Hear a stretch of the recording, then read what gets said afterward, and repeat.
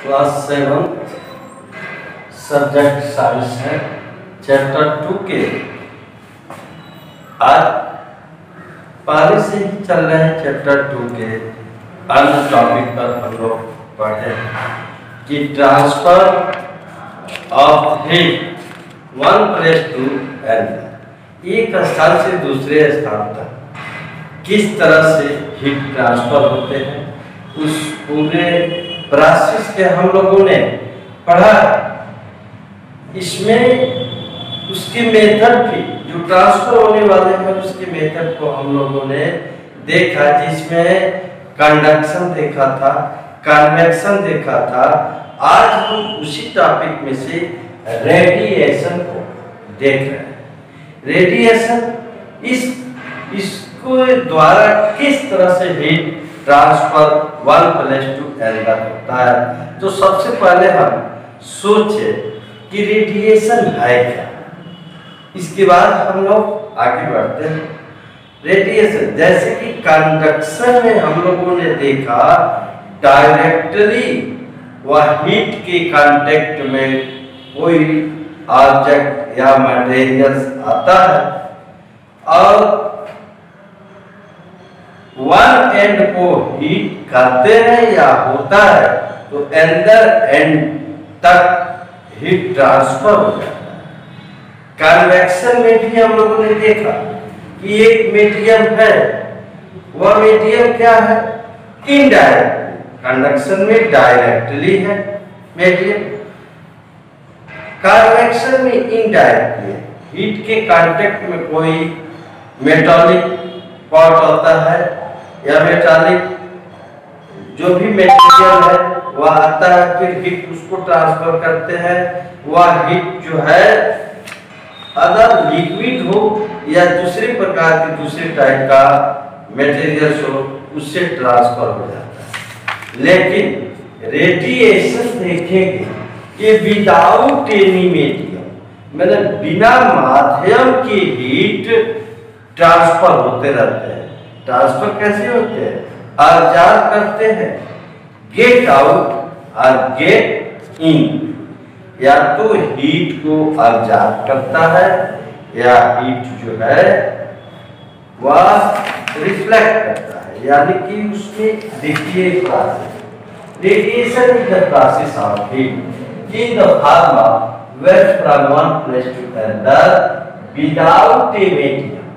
बिना मीडियम के ट्रांसफर होते हैं। The heat transmitted in the form of infrared waves is also known as radiant.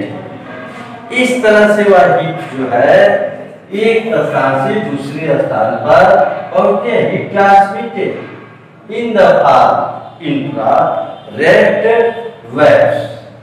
इसी को रेडिएंट हीट कहते हैं, वह रेडिएंट हीट होता है। Infrared waves a type of radio waves, microwaves, ultraviolet rays, X-ray and gamma rays, ये heat transmitted होती है। ये एक इसमें इसी प्रक्रिया के द्वारा, इसी प्रिंसिपल के द्वारा रेडिएंट हीट के द्वारा ये हीट ट्रांसफर होता है। इसमें देखेंगे absorbing and emitting heat by radiation। Radiation के द्वारा हम देखते हैं कि किस तरह से हीट को अब्जॉर्ब होता है। All objects are able to absorb and emit radiant heat by radiation। First, black dollar rough surface are good radiators। Black है या रफ सरफेस है, ये गुड रेडिएटर्स होते हैं, जबकि शाइनी व्हाइट और smooth surface are poor radiators of heat and absorbing heat. ये poor absorber होता है। इसी के प्रिंसिपल से हम देखते हैं कि कौन से का वर्क होते हैं और उसमें क्या होता है। फर्स्ट देखो people in hot climate prefer to wear light color clothes which is dual absorber of heat। जहाँ अधिक गर्मी पड़ता है या अधिक गर्मी पड़ने से ही बात नहीं है, गर्मी के मौसम में लोग क्या करते हैं, लाइट कपड़े को पहनते हैं, हल्के कपड़े को पहनते हैं, इसलिए कि वह पूरा जानवर आपके हीट को ज्यादा ऑब्जर्व नहीं करता है। सेकेंड केस में we wear white clothes which reflects heat.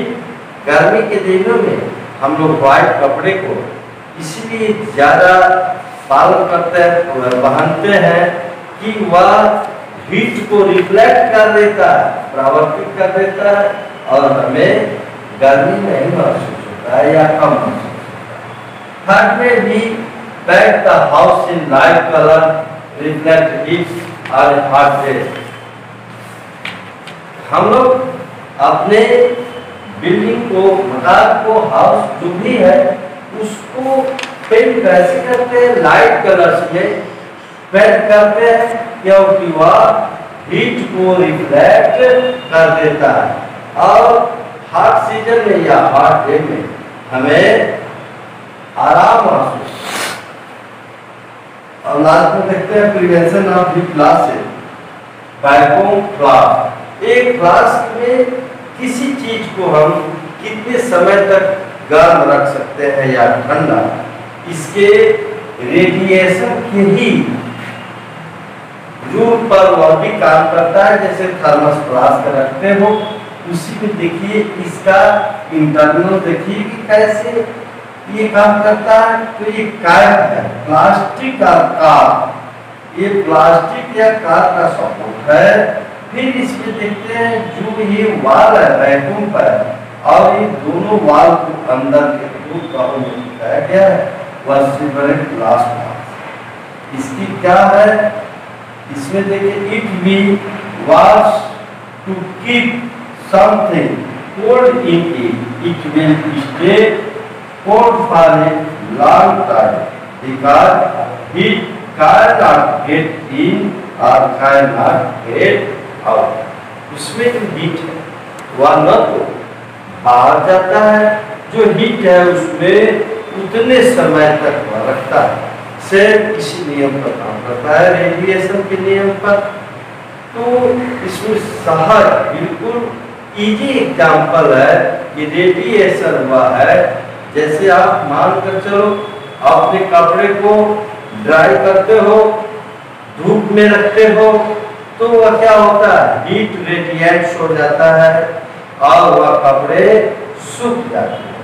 वह डायरेक्टली नहीं है न इनडायरेक्टली है, वह विदाउट एनी मीडियम, उसमें मीडियम की कोई आवश्यकता नहीं।